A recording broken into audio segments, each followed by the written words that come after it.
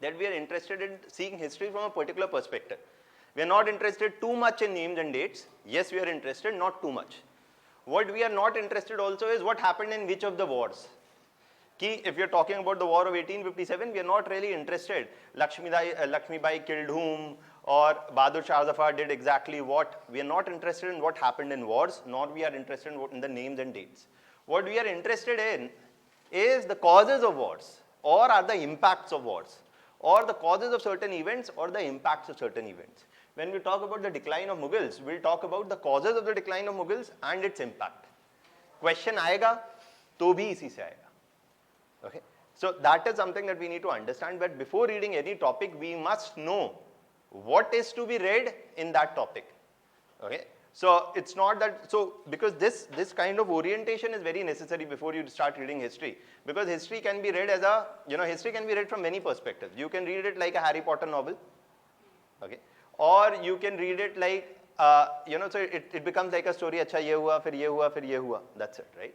Otherwise, you can read it like an academician also, okay? That I say this factor is more important, this factor is less important.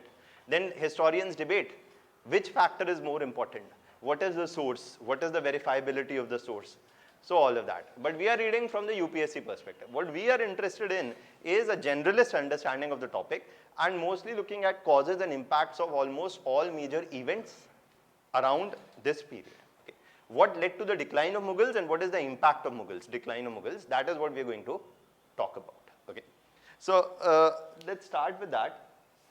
Now, in terms of the decline of Mughals, one of the first things that we are interested is in the causes. See, this reminds me of when Albert Einstein was asked, he is doing history class. So Einstein is asked in the history class, when did World War I begin? So Einstein said to his teacher, I don't know, I don't remember. So that began on June 28, 1914, but Einstein said, I don't know. So Einstein said, that is not even something that I am here to know. We are more interested in knowing why it began, rather than when it began. What happened as a result of this? Einstein was thrown out of the class. Okay. So, but then he made a more provocative point, and that is why even in your prelims examination, they don't ask you such questions. Ki Quit India movement began on which day? August 8, 1941 or 1942. Aisa question nahi aata. Okay? So they don't ask you those kind of questions. You are not supposed to read it in that fashion. You are supposed to read it from an analytical viewpoint. Okay? So let's talk about that. When we talk about decline of Mughals, one of the first things is that let me just firstly explain you something at the context of Mughals, and then we'll discuss other things. One of the things about the Mughals were that the Mughals were a pan-Indian empire. Okay, it was Mughals were a pan-Indian empire, and it was established in the 16th century during the 1500s. Okay, it had rulers like Babur, Akbar, Aurangzeb, etc. We are only interested in the decline of Mughals. And one of the first things to know about the decline of Mughals is that Aurangzeb ruled from 1658 till 1707. Now, what you need to firstly know is that Aurangzeb's rule is predominantly almost a 50-year rule. Okay. Now, Aurangzeb's rise to power, Aurangzeb is called the last great Mughal ruler. Now, great does not mean good or bad. Great only means the last powerful Mughal ruler.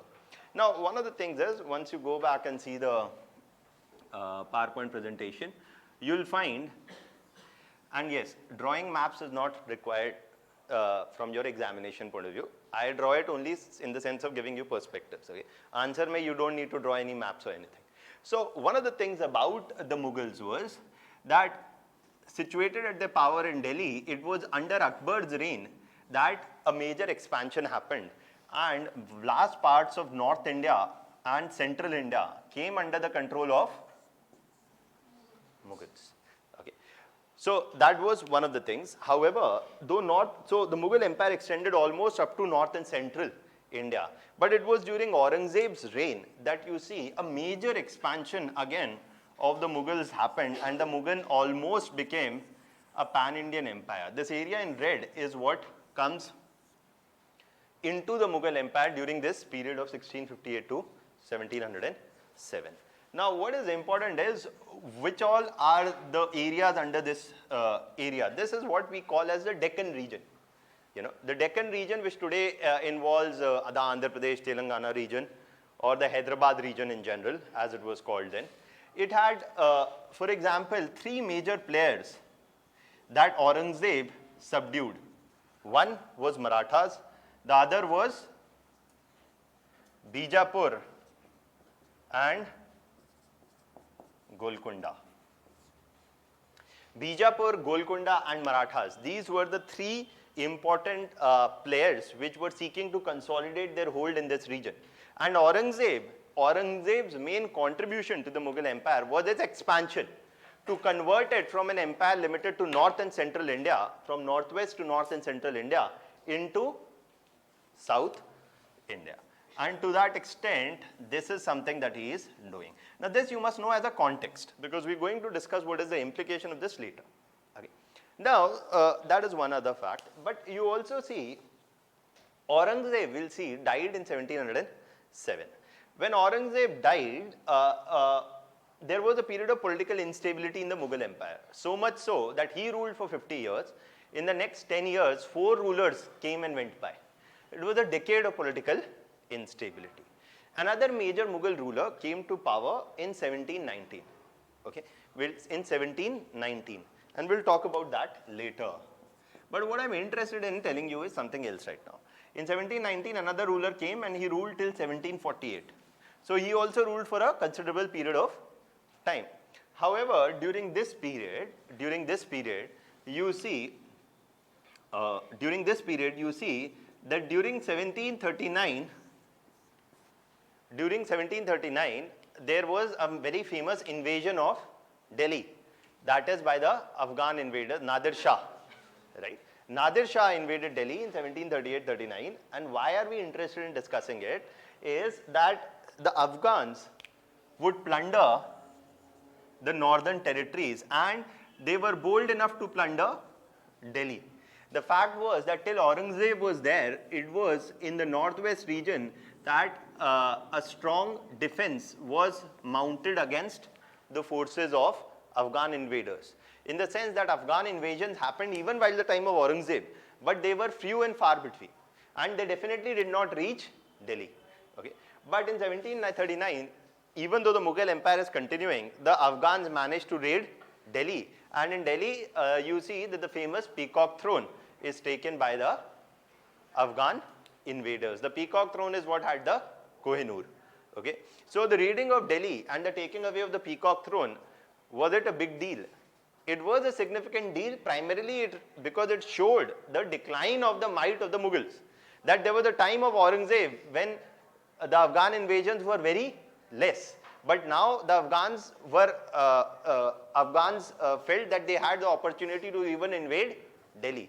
This reflected the fact that the Mughals, even though their rule was continuing, their authority was rapidly declining. So that is why actually, if we see that Aurangzeb died in 1707, but Mughal rule continued till 1857. Bahadur Shah Zafar was the last Mughal ruler. Okay. So, but what we are interested in is the decline of the Mughal in authority, in form, in nominal, in name. The Mughal rule continued almost for another 150 years. But in terms of real authority, the decline of the Mughal rule was evident in events like that of the invasion of 1739. Is that much as a context clear? Now, if that is there, we see that another thing that we all have heard about, and we'll come to it later when we'll talk about Bengal, is Battle of Plassey, right? So let's assume that we all know that the Battle of Plassey happened in, even if you don't know, it's okay. After 3 classes, you will also be, we all know. So it's not that when I say we all know, I'm expecting you to know, I expect you to know nothing. Because when I came 10 years ago, I knew nothing. Right? So that is there. So you can begin with nothing. That's a very good place to begin with UPSC. Okay. Now, in 1757, in the Battle of Plassey, we will see that the British came to the British East India Company established its toehold in Bengal. Okay. And it is often we say in common parlance that the British rule indirectly began with the Battle of Plassey. So let's not talk about 1739, that was to give you a context. Even if we say that it is 1757 where we say the decline of the Mughals is becoming evident because they are being defeated by British. We'll see talk about Battle of Plassey later, that the British defeated the descendants of the Mughals. Okay. And that is something that happens in 1757. Aurangzeb is dying in 1707. How much years? 50, right? So, one of the things that you see is that the decline of the Mughal Empire is evident maximum in 50 years after the death of Aurangzeb. And the Mughal Empire had lasted from 1526 to 1707 and to 1757 at least. So, an empire which had lasted a good 200 years collapses in 50 years. Okay. So, for an empire to have lasted for 2 centuries and collapsing in 50 years, there is something that will explain the decline of the Mughals. And rather, do you think it's a fast decline or a slow decline? It is a pretty sharp decline. It's a pretty sharp decline. So, what are the reasons for the decline of the Mughals we are interested in? But you cannot study it without placing it in the context that for 2 centuries the Mughals were perhaps the biggest power in India and they started collapsing rapidly after the death of Aurangzeb. So, when we talk about the factors that led to the decline of the Mughals, the first thing that you'll all think about is the death of Aurangzeb is the reason. Now, one of the things that we need to understand from history point of view is that yes, individual leaders play an important role, but beyond the role of individual leaders, there is something else also, and that is their policies. See, rather than you can study history कि अच्छा पहले ये आया फिर ये आया फिर ये आया, or you can study in terms of policies. First these policies came, then these policies came, and then these policies came. Now, to give you a context, can strong rulers alone ensure the survival of the empire? No, unless and until their policies themselves are geared to increase the strength of the empire. Okay. So, what were the policies? That is what we are more interested in from our examination point of view. So, when we talk about causes,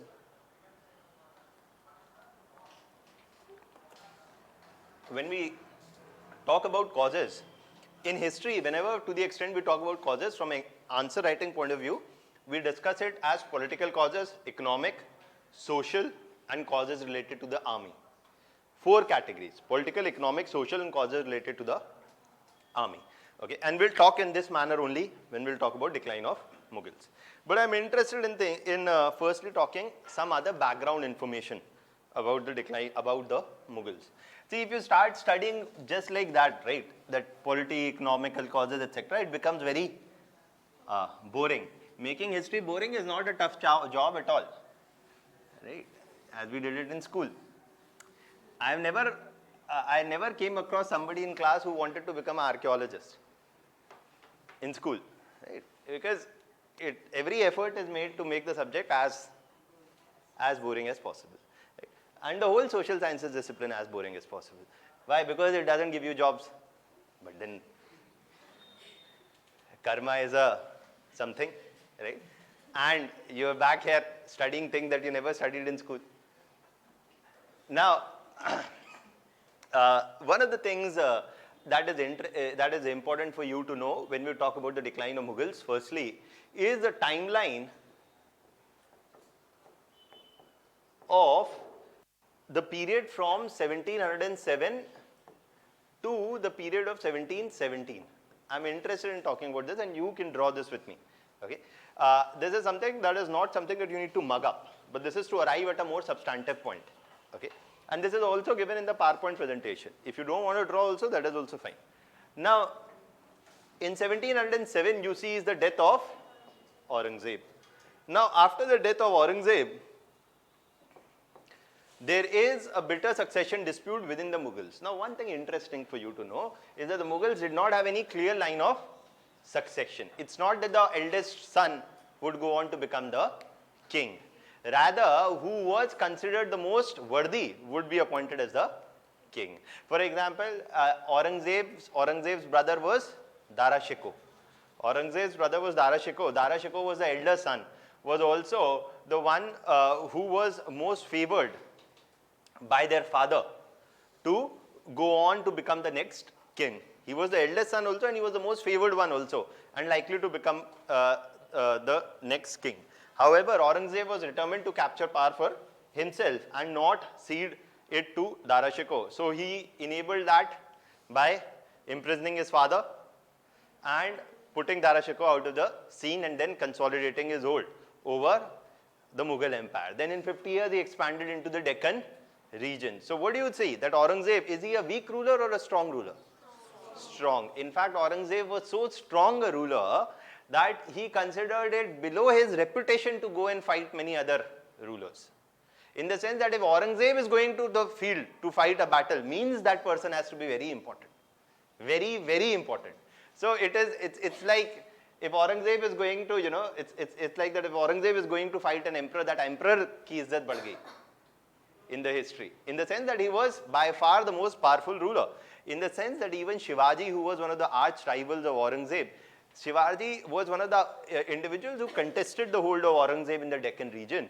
Aurangzeb did not go to fight even once Shivaji. In the sense that for Aurangzeb to go to fight Shivaji, it was a recognition of whose might? Shivaji. Because Shivaji was no emperor to begin with. He came from the Maratha warrior clan, and for him to be able to draw the attention of Aurangzeb to the extent for him to enter the battlefield itself was a very big deal. Right? But nonetheless, and we'll talk about Marathas, later. But this is just to give you that context that Aurangzeb was a significantly strong ruler. Now, after the death of Aurangzeb, you see that the period from 1707 to 1712, it is Bahadur Shah who ruled. In 1712, Bahadur Shah is assassinated, and from 1712 to 1713, it is Jahandar Shah who ruled. Bahadur Shah is assassinated, and Jahandar Shah comes to rule, and he rules for 1 year. And then from 1713 to 1719, it is Farrukhsiyar.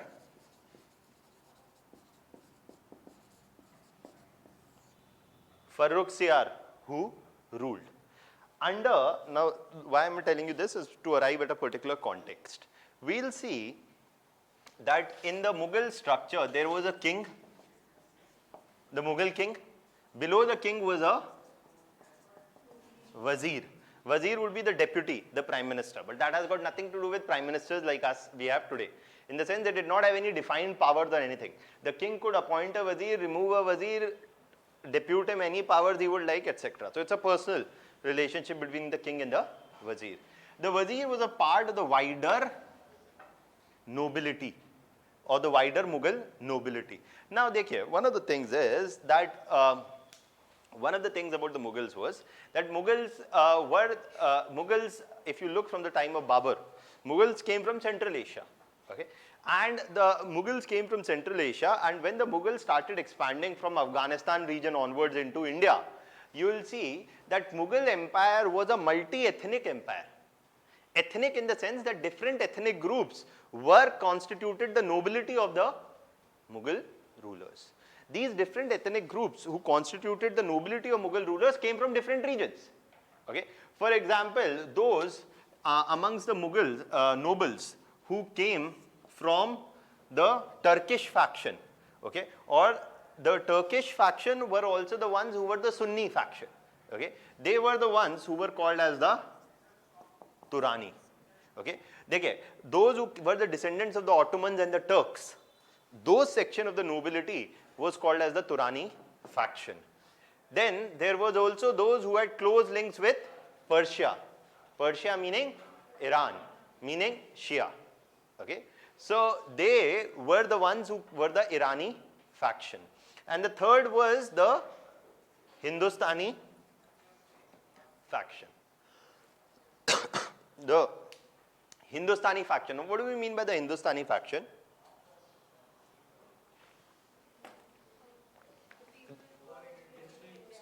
the nobility that came from within India. See, when the Mughals started expanding into India, there's a reason why so many people from different ethnic communities are constituting the nobility. In the sense that when the Mughals were expanding into India, it is important for the Mughals to incorporate local rulers amongst its nobility. Why? To rule better, because there are two reasons. One is probably because the local rulers were more accustomed with the local practices, cultures, economic systems, etc. But a bigger reason was that unless local rulers are incorporated as partners of Mughals, they would revolt. Very simple thing, that if you do not incorporate the local rulers within the Mughal structure of administration, what will they do? They will revolt. If the Mughals defeat the Rajputs and the Rajputs are thrown out of power, what will the Rajputs do? The Rajputs will revolt. So it's contrary. देखिए एक तो है India और India में history का और लोगों का हिस्ट्री का परसेप्शन में कोई लिंक नहीं है. So for example, though the Mughals subdued the Rajputs, it's not that the Mughals sidelined the Rajputs. Rather, the Rajputs were incorporated as Mughal chiefs themselves. In the sense that Aurangzeb, who was often termed as the enemies of the Hindus and the Rajputs, etc., his most trusted military commander was Jai Singh, who himself was a Rajput from Amber. Okay, so many a number of Mughal rulers, and we all know about Jodha Bai, right? Akbar and Jodha Bai. To your perception, the government, the Archaeological Survey of India, no historian knows who was Jodha Bai. Was there somebody by the name of Jodha Bai? But Indian film producers know that Akbar and Jodha Bai had a lovely relationship, and it happened the same way it is happening today. 200-300 years of old also, romance looked almost the same as Yash Johar, Karan Johar, whatever Johars wanted today, right? So this is our imagination imposing your imagination on the past. Nothing else. In the context that when the Mughals started ruling, the Mughals were incorporating local rulers to the extent possible because of these two reasons. Because they wanted to lower the resistance to their rule, and secondly, to have a better understanding, it was worth enough to incorporate the local rulers. So the Hindustani faction included nobility from both from India, and included both Muslims as well as Hindus. For example, the Rajputs were themselves Mughal nobles. Okay, these were the three groups. Now, why am I telling you this? Because these three groups were fighting about something. देखिए group बना है तो groupism तो होना है, right? What were they fighting about? They were fighting about two things. One is over the position of wazir. Every faction wanted that the wazir must come from their grouping. Why? Because that will give them more proximity to the king. Also, that would give them more proximity to the king, and that would ultimately give them more economic and political power. Higher, better positions within the Mughal administration. For example, the position of a governor. And I'll explain the structure of Mughal rule in more detail later. But just you remember for now that the contest between the three of them was to have more influence over the policies of the king. And partly through the wazir, they also wanted that the wazirs must be appointed from their groups. Okay, that is it. Abhi ke liye aap bas itna samjhiye, then I'll come to it in more detail later. Now, why am I telling you this? Is that in 1719,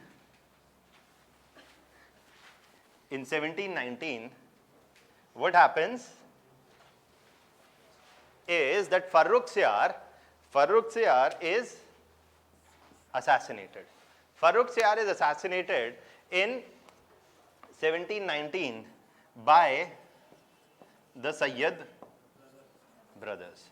The Sayyid brothers were the ones who were the leader from the Hindustani faction. They were the nobles in the court of Mughals, and they belonged to the Hindustani faction. The Sayyid brothers ultimately assassinated Farrukh Siyar in 1719. This assassination of Farrukh Siyar in 1719 was followed by appointment of the next king, and that was Muhammad Shah. Muhammad Shah was appointed in 1719 as the next king, by whom the Sayyid brothers got Muhammad Shah appointed as the next king in 1719. Now what is important here to understand is that in 1719, as Muhammad Shah got appointed as the next king,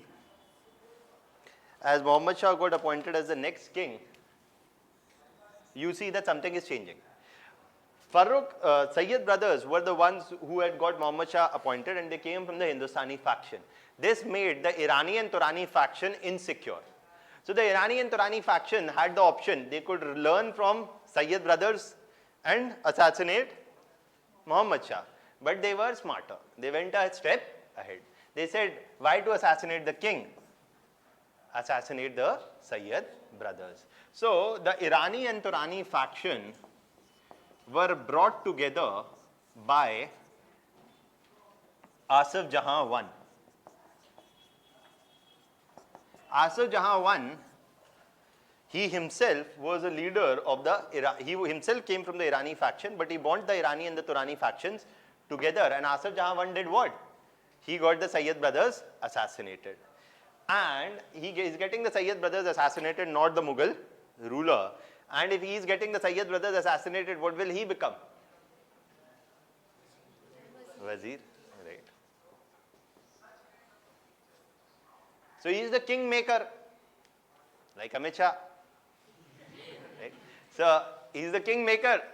So he is becoming the Wazir. See, one of the things is, my jokes in the class are political jokes because other jokes are anyways not allowed.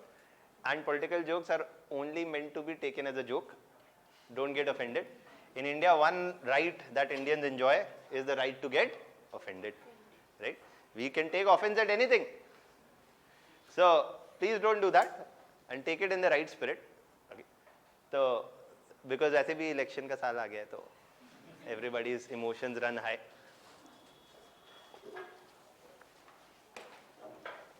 So that is something that is happening in 17. देखिए class, ये class है, आप जब आना है आइए, जब जाना है जाइए, कोई दिक्कत नहीं. So 1719, basically you see this is happening and he is becoming the Wazir. Okay.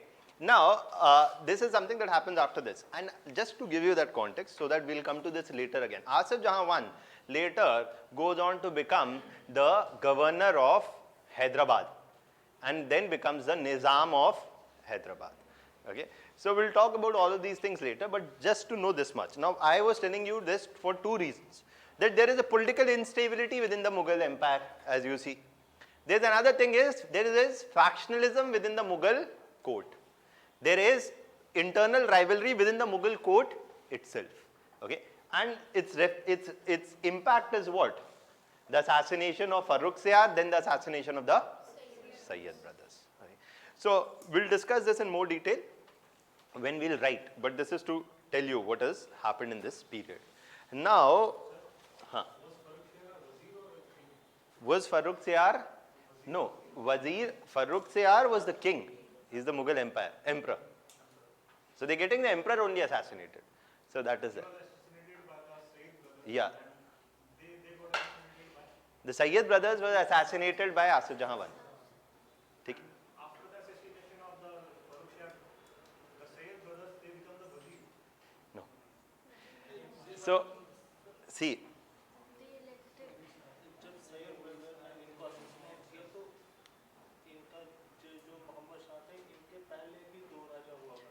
देखिए,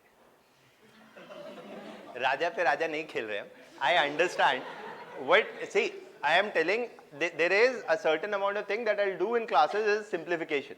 Okay, that I will skip certain details which are not required from your examination point of view. And because as I told you, our viewpoint of studying here, you can study it like a historian, as an academician. Okay, or you can study it like a story. We are doing neither of two. We are somewhere in the middle. So we want detail, but we want limited detail. Okay, and we don't want to get lost in these names, because ultimately I am telling you, none of these names you need to remember. These I am telling so that you should know the story. But ultimately when we come to causes, we will only say political instability was there after the death of Aurangzeb. And this also was compounded by the rise of bitter factionalism within the Mughal court, as was witnessed in the assassination of Farrukh Siyar and later in the assassination of Sayyid brothers. तो ये पीछ की कहानी तो मैं आपके समझने के लिए बस बता रहा हूँ. That is it. And I'll give you time to ask questions. Let me just complete one chain and then I'll give you time to ask questions, okay? So that it doesn't break the flow, okay? And I'll give you sufficient time to ask questions. That is no issue at all. And okay, one more thing, I did not tell you this, all kind of questions are invited except counterfactual questions. Counterfactual questions ये होता है कि शास्त्री जिंदा रहता तो क्या होता? If Shastri would not have died in Tashkent, what would have been the shape of India? So these kind of questions I have no answer for. Because history doesn't give you answer for what could have happened. That's partly conjectural. Okay? So for that is very difficult for me to answer. And UPSC also does not ask those kind of questions. And so that is there. Now, let me explain you something more, then I'll give you time to ask questions if you have more questions. One is about the structure of Mughal rule. We have not talked about this. In terms of structure of Mughal rule, because this is a common question that we all have a curiosity about, that how did these empires rule? What was the structure of their organization, right? And one thing you also try to do is we try to compare it with the present. Consciously, subconsciously, that's another something that comes. Okay. So, firstly, at the center was the king. Below the king was the wazir. Now, wazir was a part of the wider nobility. Wazir was a part of the wider nobility.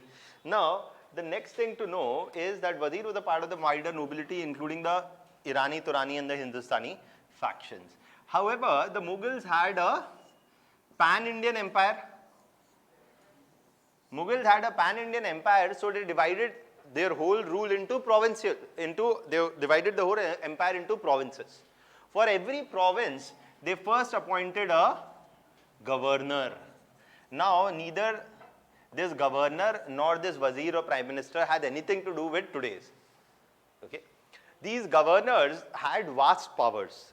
Being appointed as, not everybody was appointed as the governor. Only the most loyal, only the most trustworthy individuals were appointed as the governors. If you were appointed as a governor, by itself, that meant that you were a powerful noble within the Mughal court. One of the contests between the Irani, Turani and Hindustani factions was also over governorship. Who will get the higher positions, including the positions of governors? That's one reason why there was so much infighting within the Mughal nobility. Okay. Now, apart from the governors, they were the eyes at the level of the provinces. But within each of these provinces, there is also, would the governor carry out the administration for the whole region on his own? No. For you can't appoint a chief minister to Uttar Pradesh and expect him to do all the work on his own. He will also have another layer of workers or administrators below him. Who were these layers of administrators below them? Were every of these provinces was divided into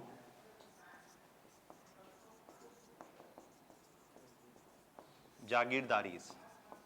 Each of these provinces were divided into Jagirdaris. Okay. Now, in each and every Jagirdari would consist of a particular number of villages, which would be defined as their territory. Now, one of the first things to know that who got appointed as Jagirdars. Jagirdaris were headed by each Jagirdar. These Jagirdars came from again the nobility. देखिए nobility में बहुत सारे लोग होते थे. They were a part of the family or the extended family of the nobles.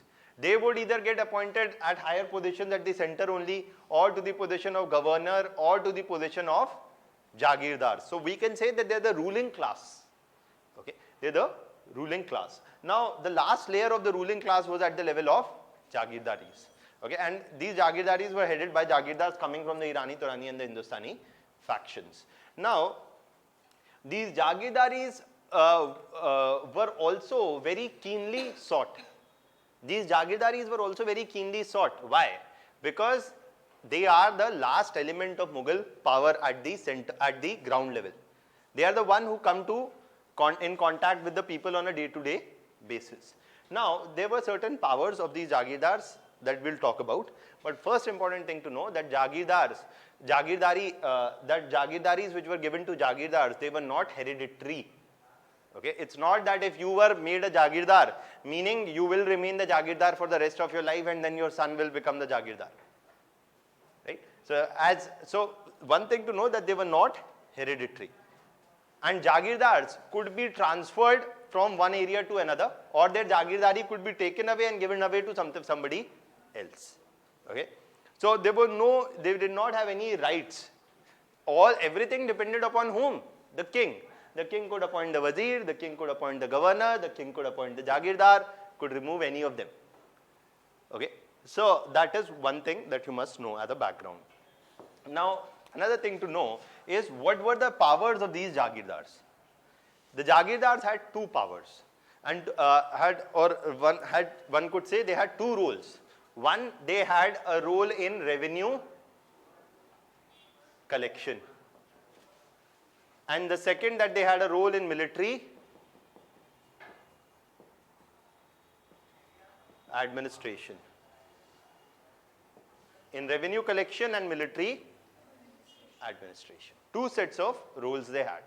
The first set of role about revenue collection is related to what was the primary source of revenue? Anybody? Agriculture, right? There is no industrial production or anything majorly. It is predominantly agricultural production. That was the source of revenue. So a part of the produce, depending, and this all varied from region to region, a part of the produce was either taken by the Jagirdar or so either hard produce was taken or monetary equivalent of the produce was taken as a tax. Tax rates would vary from 30 to 40% on an average. Okay. On an average, roughly the tax rates would vary from different regions to different regions, 30 to 40% in that range. Now, so one of the first responsibility of the Jagirdars was to indulge in revenue collection from the Jagirdaris handed to them. Now, this revenue that was generated by collecting agricultural tax, this was used for three purposes. One, this revenue collected was used for making the life of Jagirdar awesome. Right? If rulers don't live a lavish lifestyle, if they don't wear fancy clothes, not everybody wanted to be like Gandhi. It's like, nahi, humne pehenna hi nahi hai. As modest as possible, right? But here rulers don't have to, rulers rule with an element of superiority. The first important thing is to maintain your own lavish style. So one part of the produce often went to ensure was taken by the Jagirdar, which was used to maintain their own lavish lifestyle. Another part of the produce, the Jagirdar was to use for maintenance of troops or military administration. Okay. For example, any individual any Jagirdar who was given a Jagirdari, say of 100 villages, they were also given a responsibility of maintaining 5,000 troops and 500 horsemen. Okay. So the bigger was the size of a Jagirdari given to an individual, and Jagirdaris were not equal. Some Jagirdaris were big, some were small. Some Jagirdaris had more revenue generation. Why? Because they were agriculturally more fertile. Jahan fertility zyada thi, tax collection zyada tha. Right? So it was also about fertility leading to tax collection, leading to fertility leading to tax collection. So the sizes of Jagirdaris varied. The bigger was the Jagirdari, the larger number of troops and the larger number of horsemen each Jagirdar was supposed to maintain. Okay. So a part of the revenue generated was used for maintenance of troops and horsemen. Okay. So these are two parts. The third part ka kya hua? It would go to the king. Who will make the life of the king awesome? Right. So all the Jagirdars would transfer a part of the revenue generated to the central Mughal empire, okay, or to the finances of the central Mughal empire. So one of the things what you need to know is that in the Mughal structure of administration, the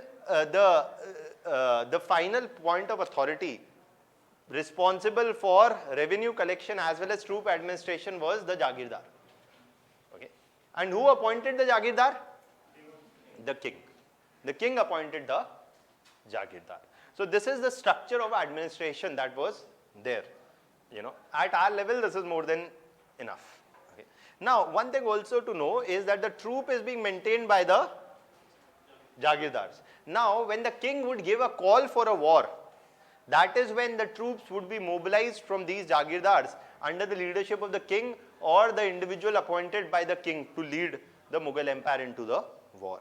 So, armies would be maintained in a relatively decentralized manner, which would be mobilized as and when required to fight a war. If a war was to be fought only in this region, probably the armies from the local region would be mobilized. If a more major battle had to be fought, then armies from all different regions could be mobilized. So this is how they function. Sir, what is the use of governor if king is doing everything by himself only? Okay. So before I answer again, all I'm saying is I'll give you time, because when I'm explaining something, it breaks the chain of thought. Okay. So I'll give your answer in a minute. But this is what was the structure of administration that was followed by the Mughals. Now, why have I told you this is because when we look at the weakness of the Mughal Empire, we look at the weakness in the structure. Okay, that is something that we'll discuss later. Okay, this is the structure. Now, what you're asking is that if all of this is being done by the Jagirdar, what is going to be done by what is done by the king and the Jagirdar? What is the governor doing? Right, that's the whole question. Right? See, the role of the governor is that the governor is going to monitor the Jagirdars. A king cannot monitor all the Jagirdars on a day-to-day basis. So why not then governor appointing the Jagirdar? See, all powers are derived by whom? From whom?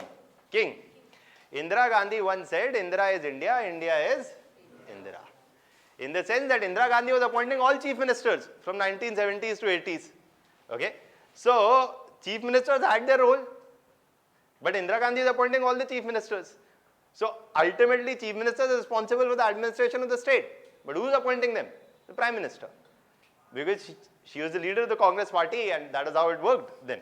So in that sense, you see that this is an authoritarian centralized rule. The king, there is nobody who can ask any questions to the king. And the stronger is the king, the stronger is his might.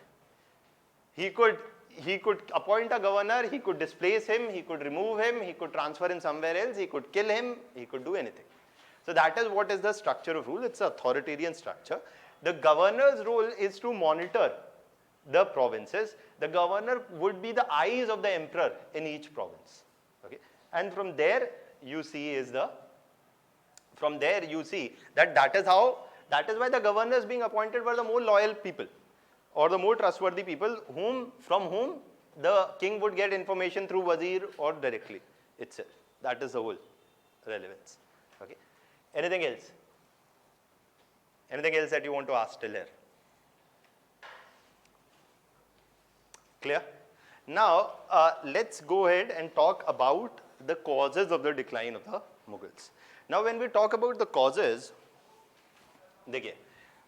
when you talk about the causes of the decline of Mughals, one of the first things to know, when we talk about the causes of the decline of Mughals, we talk about political and economic causes first. Okay? Then we'll talk about army and the socio-religious causes. If you want to write, you can write with me also when I'm writing this, but I'll dictate फिर भी later. Okay, because शुरू में everybody is more concerned about one thing, and that is writing. After the end of the year, you will realize the most important thing is understanding. Writing will happen. Okay. Now, when we talk about causes, we're first talking about political causes. Now, there are some political causes I've already told you. One political cause is the bitter factionalism within the Mughal court. And now, one more reason for the factionalism I'll tell you. The factionalism was also within the Mughal court because of the competition over Jagirdaris. That the Mughal nobility wanted that people from their groups, whether the Irani, the Turani, the Hindustani faction, everybody wanted that people from their groups must be appointed as governors, as wazirs, as Jagirdars to the bigger and the better Jagirdaris. So the whole question or the conflict between the different Mughal factions was over being appointed to key positions of administration within the Mughal Empire. The first political cause of the decline of the Mughal Empire, we say, is the death of Aurangzeb itself. Why? Why was the death of Aurangzeb important? Because as long as Aurangzeb was there, nobody would dare to assassinate, to even make an attempt to assassinate Aurangzeb. And जब औरंगजेब अपने बाप को jail में डाल सकता है, तो किसी और को तो वो देख ही लेगा, right? So in the sense that Aurangzeb was known for not tolerating dissent and was a strong ruler whose authority was well respected within the Mughal faction. So as long as Aurangzeb is there, all these conflicts between the between the different factions of Mughal nobility are kept in check because of the fear of Aurangzeb himself. So in that context, the first reason for the decline of the Mughal Empire in terms of political causes is the absence of a strong central ruler like Aurangzeb who could manage to keep the differences in the Mughal nobility in control. I am saying managed to keep the differences in control. इसका मतलब ये नहीं है कि differences नहीं थे. But Aurangzeb being a strong ruler, he could not be, there was no question of him being assassinated or him being brought under the control of any one faction. He was strong enough to keep all the factions under his own control. So the first reason you can say is the death of Aurangzeb, or a death of a strong central Mughal ruler who could keep the bitter factionalism in check. Bitter factionalism in the Mughal court in check. What is the second reason? The second reason that we say is political instability. The third, political instability as successive Mughal rulers or players are contesting amongst themselves. The third reason that we say in terms of political causes, and we can relate this to economic causes also, is this crisis of the Jagirdari system. The crisis of the Jagirdari system, okay, and this is called as the Jagirdari crisis. They can ask you a question like this in the mains examination, that to what extent the Jagirdari crisis could explain the decline of the Mughal Empire. Discuss. We'll see that the crisis in the Jagirdari system was a major reason for the decline of Mughal Empire, because it was a political cause also, it was an economic cause also, it was related to the army also. Why? If there is a crisis in the Jagirdari system which is responsible for revenue collection, means there is going to be a problem in revenue collection if there is a problem in Jagirdari system. It is also responsible for maintaining troops. So if there is a problem in Jagirdari system, there will also be a problem in maintaining troops, and that is also responsible, that is also related here. Okay. So if there is a problem in Jagirdari system, it will affect every other sector of the ruling structure. That is one thing that you must know. That is why इस पे आपको सीधा question आ सकता है. That the Jagirdari crisis, to what extent the Jagirdari crisis can explain the decline of the Mughal Empire. Discuss. Now, so understand this first, and then we'll discuss this later. See, we'll write about this later. There were too many, see, if the Jagirdaris, if there were 5 or 7 or 10 Jagirdaris, there were 100 potential Jagirdars. मतलब UPSC. So, आप सब भी तो जाएंगे, एक DM बन जाएंगे एक दिन, तो आप जागीरदार बन जाएंगे उसके, मतलब 80s तक तो आप ही जागीरदार थे, अब थोड़ा सा कम हो गया, लेकिन माहौल अभी भी पूरा है. So, in the sense that there were too many people who were the size of the ruling class was large. The size of those who were a member of the ruling class elite or the member of the nobility was large. But the contest between them was over getting appointment as Jagirdars. The number of Jagirdaris were less, the number of potential Jagirdars was large. So what is going to be there? A competition between them. Now the competition between them also was the reason for fueling the factionalism in the Mughal court. That is one thing.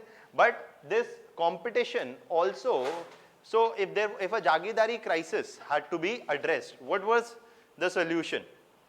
Crisis, we say, is in one line, we say, Shekhar Bandyopadhyay argues that in one line the Jagirdari crisis was too many potential Jagirdars chasing too few Jagirs coupled with the highly unequal sizes of Jagirs. So contest was not just कि मेरे को जागीरदारी मिली कि नहीं मिली. Did I get the better जागीरदारी or not? That was also a part that was behind this contest. Now, what was the way to tackle a jagirdari crisis? What could be a way to tackle the jagirdari crisis? Seats बढ़ा दो. Yes, so seat बढ़ा दो, right? आपकी कम हो गई हैं. So, but if you increase the number of Jagirs, if you increase the number of Jagirs, how do you increase the number of Jagirs? By breaking down existing ones. अरे बड़ा सोचिए. You conquer more areas, so new Jagirs will come. That is why the Mughal Empire needed expansion. The Mughal Empire needed expansion, and Shekhar Bandyopadhyay argues that the Mughal Empire is a war state, continuously seeking to expand, continuously seeking to territorially expand. Why? One reason is that more is the territory under control, more will be the land revenue generated. So the financial health of the empire will improve as more territories come under its control. That's one reason. The other reason is it will help to diffuse the Jagirdari crisis. The more is the territory, more new potential Jagirdaris can be created and the whole Jagirdari crisis can be addressed. So what did Aurangzeb do? He captured the Deccan region. Now he captured the Deccan region. So this would have done what? This would have addressed the Jagirdari crisis. But Aurangzeb did something which did not address the Jagirdari crisis. In fact, so though he expanded and took control of the Deccan region, Aurangzeb did something else. And that was that Aurangzeb converted the Deccan region into what was the Khalisa land. Okay. Now, what was the Khalisa land? I told you in the Jagirdari system there were three portions of the revenue. One for making the lifestyle of the Jagirdar awesome, the other the king awesome, and in the middle was for troop maintenance. Now the problem with what was the problem with the Jagirdari system? Apart from the crisis, what was the problem with the whole system of revenue collection? A significant portion is going to whom? Jagirdars. King bana raha hai na system. So king has to make a system with which revenue collection for the emperor increases rather than a significant portion going to जागीरदार. देखिए जैसे आप IRS officer बनेंगे तो ऐसा थोड़ी होता है कि इस महीने में you have done income tax rates of 5 lakh rupees और 50 लाख रुपीस तो 10% आपका. ऐसा होता है सरकार? नहीं. व्हाट डज सरकार गिव यू? सैलरी 1 लाख रुपए, राइट? चाहे आप 5 करोड़ पकड़ें चाहे 50 करोड़ पकड़ें, आपकी सैलरी फिक्स है, right? So what do you see? What do you see? That if you replace the Jagirdari system with a system of salaried revenue collecting officials, what will increase? The efficiency of tax collection for the central ruler. So Aurangzeb was interested in increasing the tax collection for the central Mughal ruler. He started the Khalisa system in which he started appointing revenue collecting officials.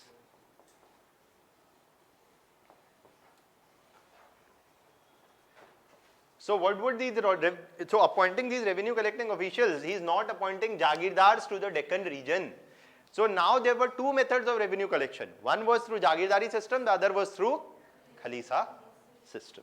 And in the Deccan region, he is bringing in the Khalisa system. Why? Because he wants an increase in efficiency of revenue collection for the central ruler. But bringing in the Khalisa system is not helping. It's helping in one way, that it is increasing the revenue collection for the central ruler.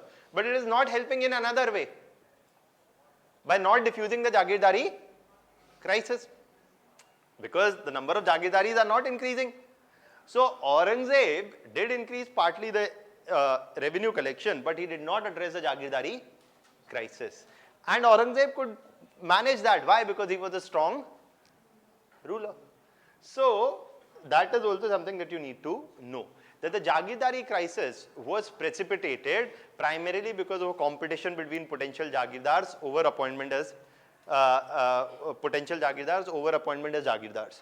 Now, the problem was that addressing the Jagirdari crisis required constant expansion of the Mughal empire, and this was partly achieved by Aurangzeb. But Aurangzeb's expansion into the Deccan brought in the new Khalisa system of revenue collection, which did nothing to address the Jagirdari crisis, even as it aimed to increase the efficiency of tax collection. Clear? समझ में आया? Now, is this much point clear? ये मैं आपको इसलिए भी बता रहा हूँ, देखिए इस एरिया से प्रीलिम्स से क्वेश्चंस आ रहे हैं, चालू हो गए हैं थोड़े थोड़े. So they can always ask you something like this: what was the Jagirdari system? What was the Khalisa system? Okay, one statement will be with respect to Jagirdari system, other will be with respect to Khalisa system, and they'll ask you that with respect to Mughal revenue collection system, which of the following statements are true? So these kind of questions are asked in prelims examination. That is a factual question, but not a factual question ki who introduced Khalisa system. Okay, so this kind of background knowledge is also essential for prelims examination also.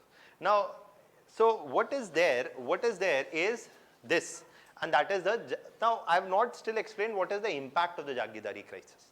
Okay, what is the impact of the Jagirdari crisis is that, and this is something which is important to know, because if they ask you a question, ki to what extent the Jagirdari crisis can be held responsible for the decline of Mughal empire, then you need to know this point, that ultimately the Jagirdari system the Jagirdar is responsible for military administration as well as for revenue collection, right? Now, if the Jagirdars did not have any specific term, they were appointed by the king, they could be removed by the king. Now, when the Jagirdars knew that their time, when the Jagirdars knew that there is intense competition, we managed to get hold of the Jagirdari once, we may or may not hold it in a very long term. So, what would the Jagirdars try to do? Collect as much revenue as possible. That's one thing. The second thing is, they knew that who could remove the Jagirdar was the king, right? So, they knew that after Aurangzeb, there was no strong central ruler, and rulers were themselves engaged in their own political disputes, succession of power, etc. There's political instability at the center, meaning what? That the Jagirdars can escape oversight. जब पहले ruler strong center पे आएगा तभी तो he'll be able to manage. So as long as there's political instability at the center, the Jagirdars can have a free run, because the king, unless an individual consolidates his power as a king, he cannot discipline the Jagirdars. So by the time they're settling their political instability, the Jagirdars have an open season. They all know कि भाई कब तक मिलेगी जागीरदारी पता नहीं, अभी कमा लो, right? So the Jagirdars, there was a lack of effective oversight after the decline of a strong central Mughal rulership. The decline of oversight meant that if the Jagirdar was one Jagirdar was supposed to maintain 5,000 troops and 500 horsemen, they would maintain what? 2,000 troops and 200 horsemen. On paper, they would show that we are maintaining 5,000 troops, but in reality, they would maintain much lesser than the sanctioned strength under them. Why? Because they say, हो गया वो तो खर्चा, और वो खर्चा हो गया तो वो खर्चा कहाँ गया? जेब में, right? So that surplus. So what the Jagirdari system is doing is that in the absence of clear effective oversight in the Jagirdari system, what is happening is that the Jagirdars often fail to maintain the requisite number of soldiers and horsemen, and this led to corruption and inefficiency within the army. Okay, so the crisis of the Jagirdari system is also affecting the efficiency of the army, and the army is the effective instrument of Mughal rule. So army is the effective instrument of Mughal rule. Even if that is facing a compromise, then that is going to be a problem for the Mughal rule. So corruption within army होती है ना? जब history में होती थी तो आज भी होती है. The question was asked in the parliament. It's a very relevant question. If you had the Bofors and a Rahul and a Rajiv Gandhi, you will have a Rafael and a कोई बात नहीं, बाद में. So now that is there. Now this much is something that you need to know. So the Jagirdari system was also responsible for inefficiency within the army or corruption within the army. That is also something that you need to know. Now, in that context, now this is about the Jagirdari system, which is a political system also, which has implications for revenue collection also, and has implications for corruption in the army also. So in terms of political causes, you can say the other point is bitter factionalism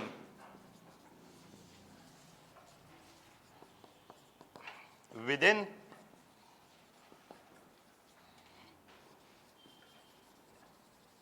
the Mughal, bitter factionalism within the Mughal court between the Irani, Turani and Hindustani factions. The manifestation of this was what? This worsened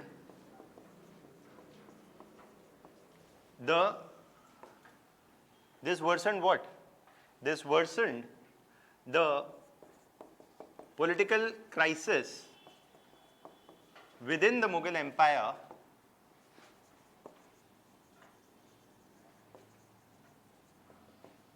further. Right? This worsened the crisis within the Mughal Empire further, where you see that the Irani and Turani factions came together, the Hindustani faction is separate, and then I told you, right? Farrukhsiyar is assassinated by the Sayyid brothers. The Asif Jahan one assassinates the Sayyid brothers, right? So that is something that is happening, right? So the third is the Jagirdari crisis, which involved a competition between potential Jagirdars, right?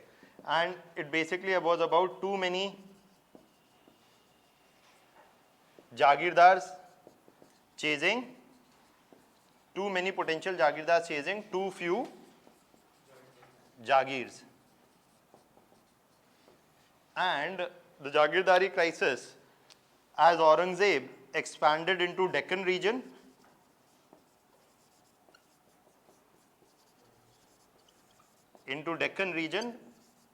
he established the Khalisa system.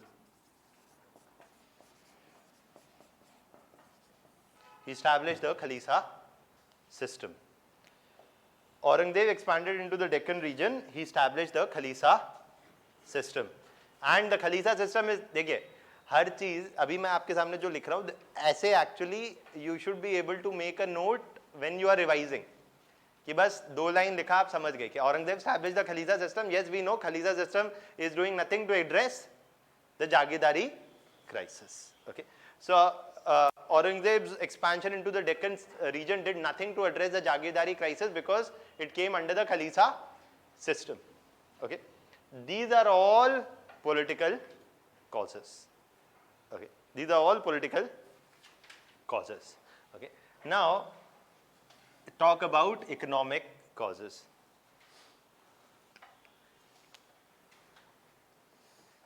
See, one of the things that people always say ki, sir, answer writing, I'm not able to write even though I've understood. One is understanding.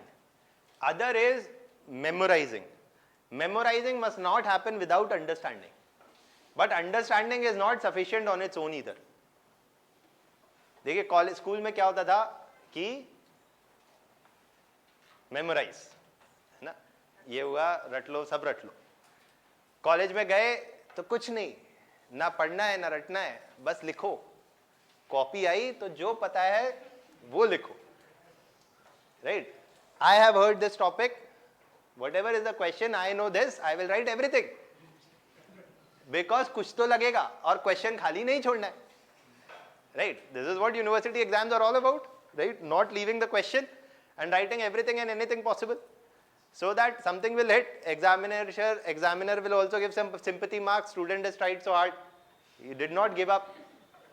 Right, so that is there. But here what is very important is preciseness. You write precise, you write to the point. Okay, that is it. So in terms of economic causes, देखिए, now let's understand this. In terms of economic causes, one of the things to know in terms of the economic causes, one of the things to know is for the revenue collection, we have already talked about the Jagirdari crisis, right? Now, apart from the Jagirdari thing, one of the things to know is that main source of revenue is what? Agriculture, right? Now, if you want to increase revenue collection, what are the three ways? If you want to increase revenue collection, say from, so if say the territory is this, if you want to increase revenue collection, what can you do? You can increase the size of the territory. That is what Mughals were anyways doing. Or you could do what? You could, if you were collecting tax rate of 20%, you start collecting it at 40%. You increase the tax rate. What is the problem with increasing tax rates? It will increase the burden of taxation. Petrol हो जाएगा 80 रुपए, तो आप क्या करेंगे? नहीं बोलेंगे वाह मोदी जी वाह, right? So it will lead to discontent amongst the peasantry. An increase in burden of taxation will lead to discontent amongst the peasantry. The peasantry will resort to what? Peasant rebellions. So peasants would not say कि बस हाँ ठीक है आप बढ़ाते जाओ tax rate as much as you want. If you increase the tax rates, then it will lead to peasant rebellions. So what was the problem with expansion? Wars, right? But what is the problem with fighting wars, economically speaking? Expensive, right? Even though you are going to increase area under control from which you are going to increase revenue collection, even that involves fighting a war which is itself going to be expensive. So ऐसा नहीं है पहले आपको कुछ खर्च करना पड़ेगा तब कोई जाके आपको revenue collection में फायदा होगा बाद में, right? What is the third way? Yes, increasing the productivity. If you increase the productivity, say you keep the tax rate as 20% only. If you increase the productivity, earlier say 1000 tons was being produced and you tax, so 200 tons is taken as taxes. If you increase the productivity, say you double it, then at the same tax rate, you are collecting 400 tons, right? So if you increase the productivity, tax collection would increase without increasing tax rates. Right? Now, increasing agricultural productivity often meant increasing the area under irrigation. Increasing the area under irrigation. Why? Because if you would provide irrigation, then in agriculture that is dependent upon rainfall, assured availability of water would increase productivity. Or to replace wooden equipments with equipments made of either iron or other metals. So that would do to increase productivity significantly. Now, so that was another possibility. Now, under the Mughal rule, the Mughals would do this and this. Not just the Mughals, almost all other rulers we'll also see later. The Mughals would either try to increase tax rates at times, but that would lead to revolts, or the Mughals would constantly seek to expand. But the Mughals never, or the Mughals did not do much significant work in terms of increasing productivity. They did not take many long-term steps to increase agricultural productivity in most of the areas under their control. Okay. That is what we are saying. So one of the economic causes for the decline of the Mughals is what? That there are two causes interrelated here. First is they did not take any long-term active steps to increase agricultural productivity that would increase the financial health of the empire. अब आप बोलेंगे कि sir ऐसा क्यों? Mughals को पता नहीं था क्या? But the point is, why should the king invest his time and energy to increase productivity? फिर tax collection पड़ेगा. अरे king are rulers who are known for fighting wars, तो लड़ो. That is quick result, right? You increase productivity 5, 6 years, 10 years it will take to increase productivity. फिर revenue collection increase होगा. 2 साल में war लड़ो, माहौल भी बनेगा, glory भी बढ़ेगी, area under control भी बढ़ेगा. Right? So it's something that works for them. So they were doing other things and nobody was taking any long-term active interest in increasing productivity. It's not that solutions were not known then, or it's not that solutions are not known now.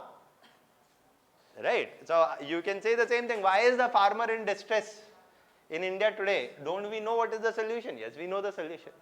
But where is the implementation, right? So there's no long-term concrete plan here to increase productivity. That's one problem for the economic weakness. The second is expansion would require wars and wars are expensive. देशभक्ति से लड़ाइयाँ नहीं लड़ी जाती, वो force से लड़ी जाती है ना. तो सिर्फ इसीलिए one of the important things to know here is that wars are expensive to fight, would require mobilization of resources, and so a certain amount of expense happens to fight wars, say X. Okay, by the area that to come under control, revenue generation would be Y. It is sensible to fight wars when Y is more than X, right?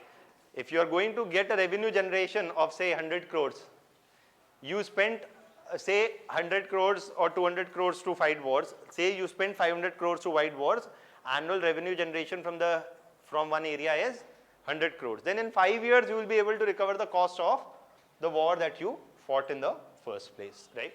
The problem with the expansion of the Mughal Empire, especially under Aurangzeb in the Deccan region, was it did not happen in one go.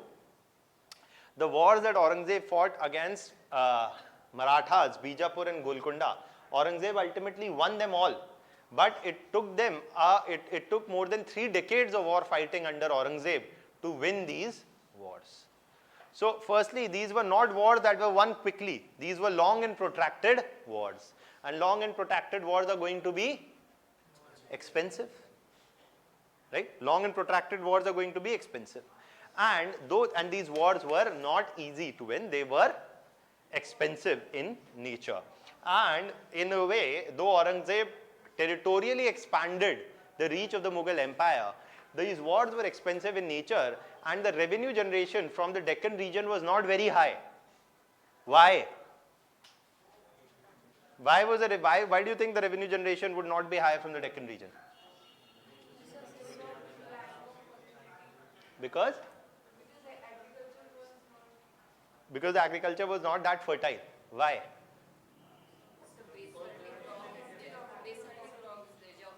Yeah, so because of geographical reasons, this is a region whose annual rainfall, received rainfall is especially less. So the productivity of this region was not high. Neither were any steps taken to put irrigation or anything into these regions. So agricultural productivity was not that high in the Deccan region. They spent a lot of resources or money to expand into the region, but the revenue generation from the region was not very high. So though under Aurangzeb the Mughal Empire expanded territorially, it ultimately financially ended up weakening the Mughal Empire. So though there is territorial expansion, the amount of money and resources spent on capturing these territories could not be compensated from the revenue generated from these regions. So that is something which is happening also at this point of time. This is also a economic problem. This is precipitating the economic problem for the Mughal Empire. There is the crisis of the Jagirdari system. There is the peasant rebellions which would break out if high tax rates were imposed, and the third was the economic burden caused by the highly expensive nature of the Deccan campaign under Aurangzeb. That is why Aurangzeb introduced the Khalisa system, to partly compensate for this expensive nature by increasing efficiency of revenue collection. But Khalisa system also was not enough to address the economic cost or the whole nature of the economic weakness despite territorial expansion. So this also gives you another lesson in history. Expansion for the sake of expansion is not a very great idea. कई लोग बोलते हैं कि हम चाय यहाँ पिएंगे और खाना वहाँ खाएंगे. Right? Every time a war breaks out with Pakistan, a lot of people harbor these fancy ideas. We'll take care of Pakistan. उसको भी ले लेंगे अंदर. हाँ तो ले लो. लेकिन expansion for the sake of expansion is not very great. Aurangzeb is telling you this here. You capture a failed state, it will ensure your failure also. In the sense that, for example, Pakistan is going to go through a balance of payment crisis very next month. Okay, it's staring at a balance of payment crisis. The economy is under a mess. They are under huge debt. You take a state under a huge debt under your own control, you will also come in debt. Expansion for the sake of expansion is not a very bright idea. Uttar Pradesh. है ना? So Uttar Pradesh adds many positives to Indian economy also, but it is a big drag on the Indian economy also. Okay, so that is there. So ऐसा नहीं है कि just because your territory is large, Japan देखिए ना इतना सा है. Japan is so small, a country in terms of territory. So the power, projection, the influence of a country cannot be determined only by its territorial size. है ना? So just because you could grow territorially does not actually reflect the true might of your power or your empire. And Aurangzeb's expansion was a hugely expensive one, which ultimately ended up weakening financially the Mughal empire. That is then. But then why, sir, why if Aurangzeb knew कि why is going to be, why is going to be less than X? If Aurangzeb knew कि war is very expensive, then why did he fight? Aurangzeb दोनों चीजों से लिए लड़ रहा है. एक तो he is fighting to increase the might of the Mughal empire also, but he is also fighting for his own might. Okay, तो रूलर की एक पर्सनल एम्बिशन भी होती है. Okay, एक रूलर की पर्सनल एम्बिशन भी होती है ना. Aurangzeb's ambition was to be the next, to take Mughal empire, to become the pan Indian empire, and so he did. But this did not last, the pan Indian empire did not last long after Aurangzeb's death. So ऐसा नहीं है that Aurangzeb only was the reason who held back the decline of the Mughal empire. Partly his policies contributed to the decline of the Mughal empire. That much is there, clear? That is another economic cause. These are all the economic causes you need to know. Any doubts in this?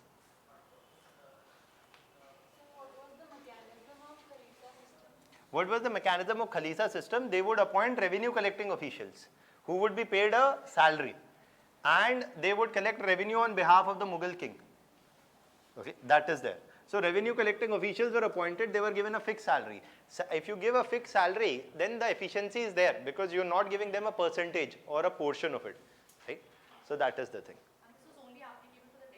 It was only applicable for the Deccan region. So that is there. Anything else? Sir, Aurangzeb's empire must be having too many learned people. So, for what possible reasons they didn't warn him about the unfavorable geographical conditions of the Deccan? देखिए, one of the things is, दोनों चीजें. When you get into a war, you don't always know how long the war is going to last. For example, when World War I began, Britain assured it to the people the war is not going to last very long. It dragged on for 4 or 5 years. Okay. Similarly about World War II. When wars start, it is often every, देखिए, Afghanistan. है ना? When war start, every president, prime minister, ruler of the country would say, हम जीत जाएंगे. कोई बोलता है हम war लड़ने जाएंगे, हम हार जाएंगे. नहीं. Or it will last very long. No. So one of the things is that it was firstly, there are two reasons here. Firstly, not many could afford to antagonize Aurangzeb, even within the nobility. Okay, that your decision is not right, you should probably change it. So that was not something that many had the courage to tell a strong and authoritarian ruler like Aurangzeb. जैसे कि आज मोदी जी को कोई, nobody dares to raise a voice before him. Okay, in the sense that he is a strong ruler. So strong rulers had this. Indira Gandhi had this. That Indira Gandhi would not tolerate कि ज्ञान मत बांटो, जो मैं बोल रहा हूं वो होना है. Okay. The second thing is that his own, as I said, that his own personal ambition is also there to expand the empire and to be this pan-Indian ruler. Okay. Also, apart from this, there is also the third reason, and that is Shivaji and the Marathas. It was not, देखिए, the Maratha empire is being established by Shivaji. He is the one who is bringing the Maratha clan together to start the Maratha empire. So it was not very well, it was not even expected that the resistance from Shivaji is going to be, and from the Marathas is going to be such a strong resistance. And that Bijapur, Golconda and the Marathas would often try to join hands with each other against the Mughals. So the nature of these expansion in this area and the kind of resistance also offered by rulers like Marathas was kind of unexpected. So that is also there. And that is why they even tried to reconcile with Shivaji. Shivaji was given the offer to come and talk to Aurangzeb. Shivaji went and talked to Aurangzeb, was ready to become the a commander within the Mughal empire. But then things did not work out and he tried to escape, or they captured him, murdered him, etc. So that is there. So partly is that they underestimated the challenge. The other part is that their ambition was clearly there to expand the empire and who is the challenger to the Mughals? हम हैं बाप, हमें कोई हराने वाला है ही नहीं जब, so sooner or later these areas will come under our control. And who can challenge the Mughal empire? Is there a potential challenger to the Mughal empire? No. So when you are at the top and there is nobody else around who can actually contest you, what is the reason for you not to fight wars? आज नहीं, 2 साल बाद, 5 साल बाद कभी तो जीतेंगे, और जब जीतेंगे तो ठीक है. Nobody else is a immediate challenge to the life of the Mughal empire. That is also there. So because Aurangzeb, did anybody displace Aurangzeb? No, he died a natural death. He conquered, he died, and the empire continued under him. So it's not that he is completely underestimated. The fact is that his rule did not mark all the changes that were required for very long-term survival of the empire. That is it. Anything else? What was the role of the governor during the Jagirdari crisis? In the sense that was he not monitoring? You were saying. See, all these things were there. The governor and all these things were there. And this, देखिए आप तो ये तो यही बात हो गई कि सर corruption क्यों होता है? ये तो एक fundamental generic सवाल हो गया कि corruption क्यों होता है? क्या आपको monitor करने वाला कोई ऊपर नहीं बैठा है? हाँ बैठा है. So everybody, see, as long as there is absence of strong, effective oversight, there would be corruption at every level. We are only talking about the corruption at the level of the Jagirdari. That is it. Okay, that is primarily because of the absence of a strong, effective oversight. Okay. That is it. Anything else? So in terms of economic causes, we say the expensive nature of Aurangzeb's Deccan campaign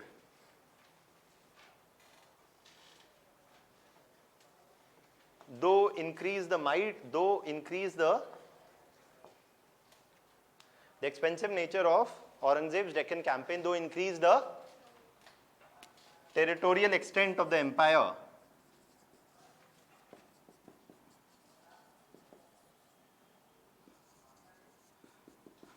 it just reminds me, nobody told Jawaharlal Nehru that don't try to mess with China.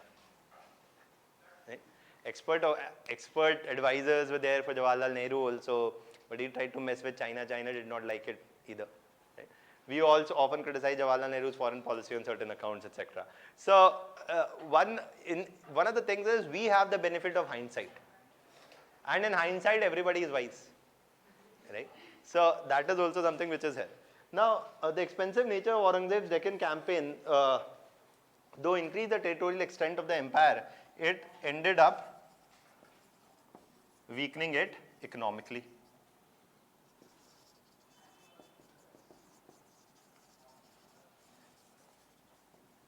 Right? The second reason I've already told you, the failure to increase agricultural productivity. And the failure to increase agricultural productivity was the second reason. The third was that high revenue rates would often trigger peasant rebellions. High revenue rates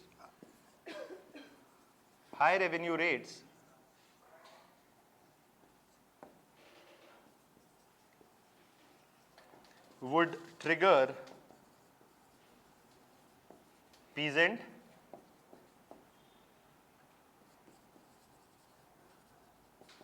rebellions. High revenue rates would trigger peasant rebellions. So were peasant rebellions something that could threaten the empire? No. Peasant rebellions could not threaten the empire, but yes, it caused instability. Okay, it caused instability that there would be local commotion, etc., which would disrupt the economy further. Right? If you have riots around you, riots are not going to cause the fall of any government. It is only that it creates an atmosphere of violence and instability, right, which will disrupt every other economic activity. If there's a riot, the whole market will close down, everything will close down. So economic activities will come to a halt. So rebellions, such rebellions did not threaten the empire, but it did harm them economically. Now, all of these are the economic causes. अब इसमें आप ये भी बोल सकते हैं कि sir जागीरदारी crisis is also an economic cause. Yes, you can say that Jagirdari crisis is also economic cause, it is also a political. So that is why actually in history and whenever we study, there's a discipline called political economy. where you understand that politics and economics is deeply interrelated. The Jagirdari crisis was fueling political crisis also, was responsible for inefficiency and corruption in tax collection also, in revenue administration also. That is also what was there. Okay, so you can mention it here also, you can mention it there, but we mentioned it in political causes. Okay, so that is there. Now finally coming to the causes of the army. To the causes of the army, there are two major causes and they're very simple to understand. One is that the corruption in the Jagirdari system is leading to corruption within the army, as the Jagirdars often did not maintain the requisite number of soldiers and horsemen. So corruption within the Jagirdari system is leading to corruption within the army. That is one point, right? And so corruption within the Jagirdari system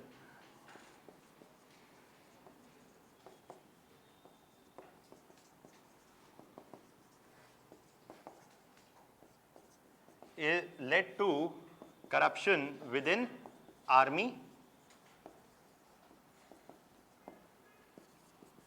as the Jagirdars did not maintain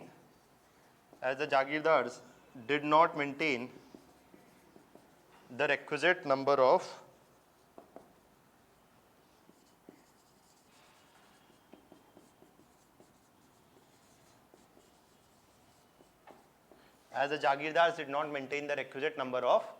troops.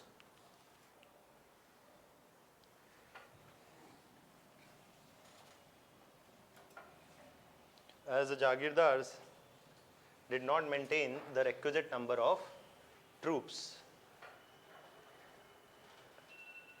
And one another cause for the decline of the within the army is something that you must know, and that is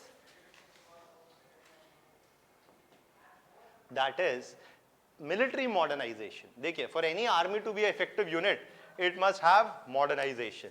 But we'll also say that in terms of military modernization, after Aurangzeb, there is no major modernization plans which are pursued within the Mughal army. Why? Because the Mughal army was partly complacent, because there is no other challenger to the Mughals. On top of that, their political instability, economic weakness. If you don't have the money in your coffers, you can never maintain a strong army, right? लड़ने के लिए भाई फिर बात, soldier require salary and guns, they don't require only Deshbhakti, right? So in that sense, basically you required military modernization, but economic weakness, all of political instability is having an impact also. There is no major plan for the modernization of army was neglected during this. The modernization of the army was neglected during this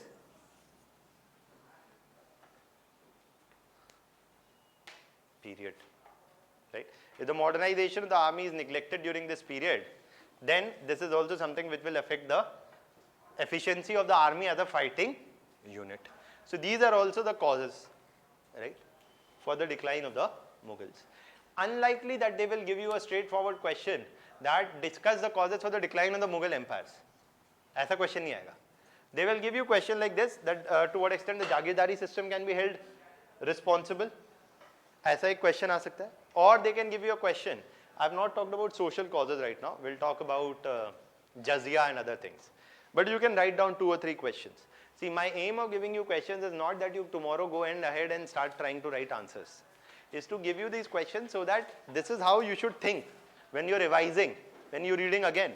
These are the questions that you should be able to answer. If you're able to answer them, meaning आपका ये topic तैयार है. Okay, that is there. Now, and answer writing will come later. I'll talk about socio-religious causes in the next class. Today, you just write down 2 or 3 questions that can come from there. To what extent Aurangzeb's policies can be held responsible for decline of Mughal empire?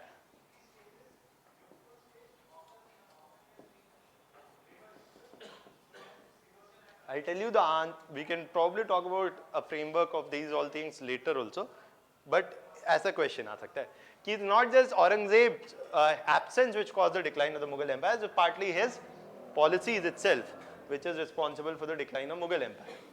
Secondly, a simple basic question could be causes of decline of Mughal Empire. That is there. Or they can ask you a question like this. To what extent the decline of Mughal Empire can be explained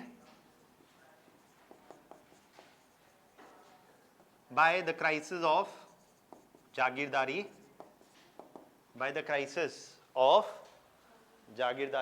system.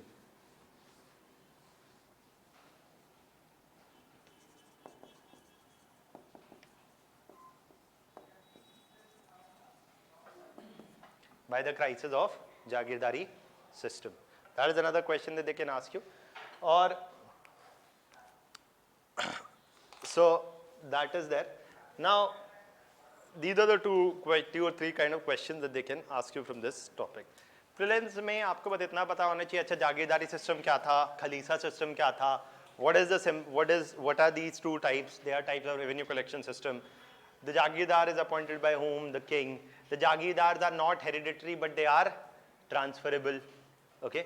And one thing that you should also know, because ये facts आपको देंगे with respect to Jagirdari system, which of the following statements are true?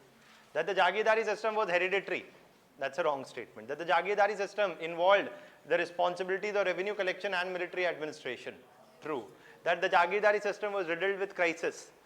And that was so about the Jagirdari crisis. They'll give 2 or 3 statements, then they'll ask you to pick up which of the following are true. 1, 2, 1, 2, 3.